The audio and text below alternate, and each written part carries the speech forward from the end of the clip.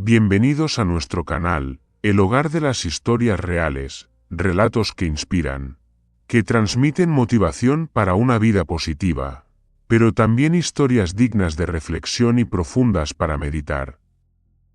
El sol del atardecer ardía rojo como una herida sangrante en el cielo, proyectando la sombra de un viajero enjuto que avanzaba lentamente con su viejo burro por el interminable camino de tierra. Alejandro caminaba cabizbajo, los hombros encorvados bajo un equipaje que no era más que unos pocos trapos gastados.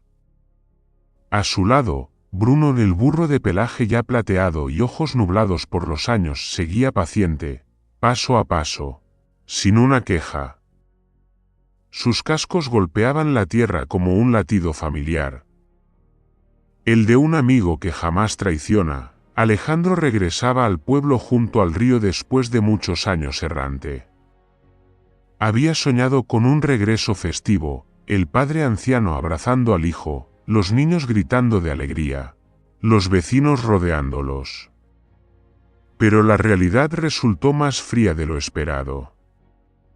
La puerta de la casa de don Esteban, el padre que Alejandro había venerado, seguía igual de vieja, pero en lugar de una sonrisa, lo recibió una mirada seca, severa. «Tú elegiste marcharte», dijo don Esteban, con voz dura como piedra rodante. «Entonces, ¿para qué has vuelto?». Alejandro quedó mudo, tragando amargura. Solo inclinó la cabeza. Bruno soltó un relincho suave, como queriendo proteger a su amo con aquel torpe sonido. Don Esteban no lo expulsó, pero tampoco abrió su corazón. Lo dejó quedarse en la antigua habitación, polvorienta y fría como los años de silencio entre padre e hijo. La aldea tampoco era la misma que en sus recuerdos. Los campos de maíz, antes verdes, yacían abandonados. En el mercado, la gente andaba cabizbaja, los hombros hundidos bajo el peso de los impuestos. Sobre todo, ondeaba la bandera de Mauricio, terrateniente rico y avaricioso, como un sello cruel. El primer día en el mercado, Alejandro se sintió perdido. Tenía hambre y ni una moneda en los bolsillos. Entonces una mano le ofreció un pan. Era una mujer de ojos tristes pero luminosos, que le susurró: «No debes llamar la atención de Mauricio. Aquí, cualquier mirada puede ser sus oídos». Alejandro quedó sorprendido. Antes de poder preguntar, Bruno se adelantó y rozó con el hocico la falda de la mujer, como un niño buscando calor. Ella sonrió levemente, con una sonrisa cansada. Se presentó: «Camila». Desde aquel día, Alejandro no olvidó el sabor del pan ni la voz de Camila. Pero antes de conocerla más, llegó la desgracia. Mauricio apareció frente a la casa de don Esteban, con soldados y papeles para obligarlo a firmar la entrega de tierras. Don Esteban se negó con furia.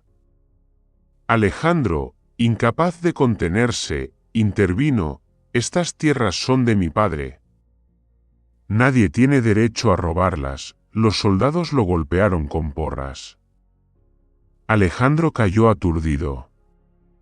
Pero Bruno, de pronto, se lanzó al frente, interponiendo su viejo cuerpo para recibir los golpes, relinchando con furia desafiante. La escena agitó a los aldeanos. Mauricio miró a Alejandro con ojos fríos como el acero: «Este vagabundo. Pronto entenderá quién manda aquí». Las heridas ardían, pero el dolor en el corazón de Alejandro era aún mayor. Solo buscaba un refugio, y terminó atrapado de nuevo en el torbellino de opresión. Injusticia y rencor. Fue Camila quien lo buscó después. En una choza al borde del pueblo, la luz del fuego iluminaba su rostro, cansado pero firme. Ella confesó: «Yo fui sirvienta en la casa de Mauricio. sé que falsificó documentos para apropiarse de las tierras. Conservo algunas pruebas. Pero si lo descubre, no tendré escapatoria. Alejandro quedó paralizado. No quería oír más. Dentro de sí, una voz gritaba: no te metas. Has vagado suficiente. Guarda silencio y vivirás en paz. Pero los ojos de Camila, como buscando un último aliado, hicieron tambalear su corazón. Bruno permanecía a su lado, con las orejas caídas y la mirada silenciosa, como esperando. Quizá aquel animal viejo comprendía mejor que su amo que ciertas verdades, una vez conocidas, ya no se pueden ignorar. Pronto Mauricio descubrió que Camila había huido. Sus hombres registraron por todas partes. La persecución ardía a cada paso. Alejandro no tuvo elección. Él, Camila y Bruno debieron huir hacia la montaña. El sendero era pedregoso y empinado. Camila jadeaba, Alejandro iba exhausto. Pero Bruno, viejo, encorvado, con los cascos gastados, persistía tras ellos. Muchas veces Alejandro pensó dejarlo atrás, pero cada vez que se volvía, veía en sus ojos nublados un brillo indescriptible.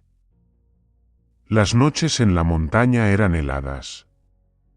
Alejandro se acurrucaba junto al fuego, recordando su infancia, cuando soñaba con huir en busca de libertad, sin saber que la libertad le traería solo errancia y desconcierto. Miró a Camila, que envolvía con un trapo a Bruno tembloroso. Y en medio del frío, comprendió sin quererlo, la lealtad de un burro puede ser más firme que los frágiles lazos humanos. Al día siguiente, llegaron a una aldea remota en medio del bosque. Los habitantes allí eran pobres, temerosos bajo el yugo de los impuestos de Mauricio. A pesar de ser forasteros, Alejandro y Camila fueron acogidos, pues la gente veía en ellos un tenue rayo de esperanza. Pero la calma no duró mucho. Llegó la noticia de que los soldados se aproximaban. Alejandro permaneció inmóvil en medio de la pequeña plaza, escuchando el llanto de los niños, observando a los campesinos temblorosos escondiendo su grano. En su corazón se abría una encrucijada: seguir huyendo para salvarse o quedarse junto a ellos. Bruno se acercó y apoyó la cabeza en su hombro. Camila susurró: tú aún puedes elegir. Pero yo no. Alejandro cerró los ojos. Por primera vez en su vida comprendió que el camino ya no le pertenecía solo a él, y eligió quedarse. Aquella decisión no llegó en un instante glorioso, sino en un silencio pesado como la niebla de la montaña.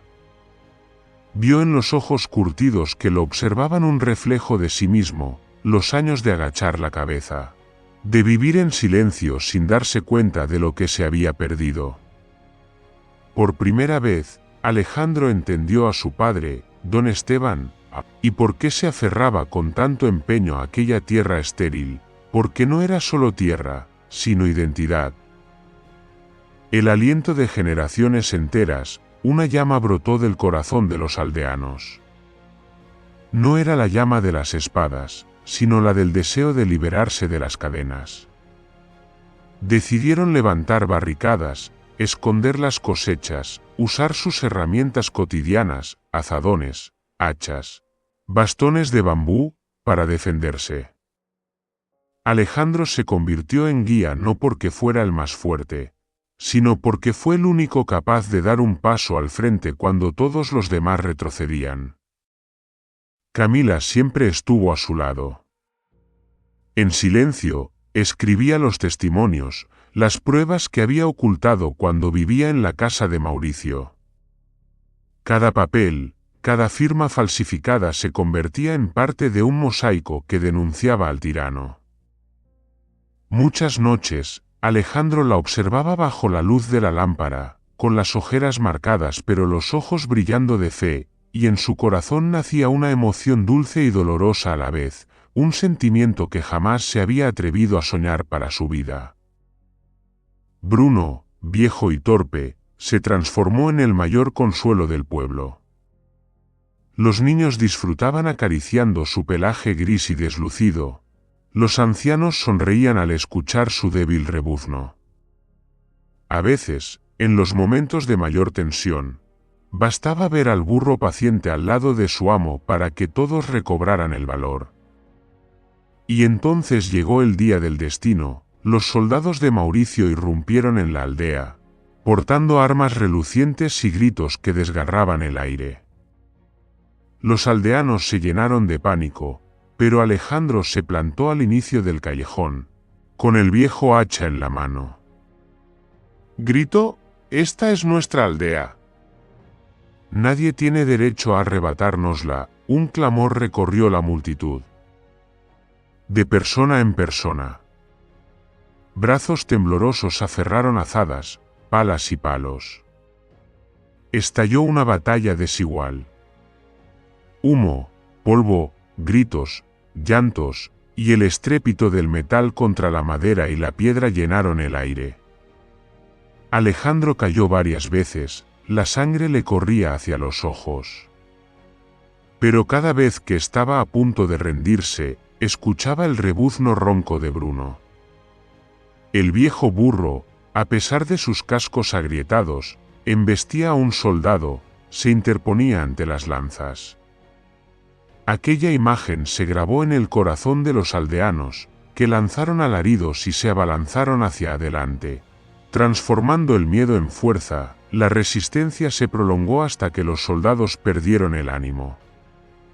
En medio del caos, Alejandro y Camila, junto con un grupo de aldeanos, rompieron el cerco y llevaron las pruebas ante las autoridades provinciales.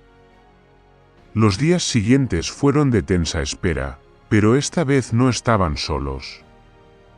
Decenas de habitantes de toda la ribera enviaron denuncias, firmaron, se alzaron con sus nombres. La verdad finalmente salió a la luz. Mauricio fue arrestado en su mansión, el rostro altivo de antaño ahora deformado por la rabia impotente. Los aldeanos se reunieron en la plaza para escuchar a los funcionarios declarar anulados todos los documentos falsos y devolverles sus tierras. Alejandro contempló la escena en silencio, el pecho desbordado de emociones. Antes había creído ser solo un vagabundo sin nombre, pero ahora lo llamaban con un nuevo título: el hombre que se levantó por su tierra. El día del regreso, don Esteban lo esperaba en el umbral de la casa. No dijo nada. Miró a su hijo con los ojos ancianos humedecidos. En ese instante, Alejandro comprendió que lo había perdonado, o más bien, que al fin lo reconocía como un verdadero hombre. Ya no era el hijo descarriado, sino alguien que había encontrado de nuevo su lugar. Bruno seguía allí, aunque lleno de heridas y con paso renqueante. Alejandro acarició su crin con emoción contenida. Has caminado conmigo todo este largo trayecto. Me enseñaste qué significa la lealtad, qué significa no rendirse. Camila decidió quedarse en la aldea y comenzar una nueva vida.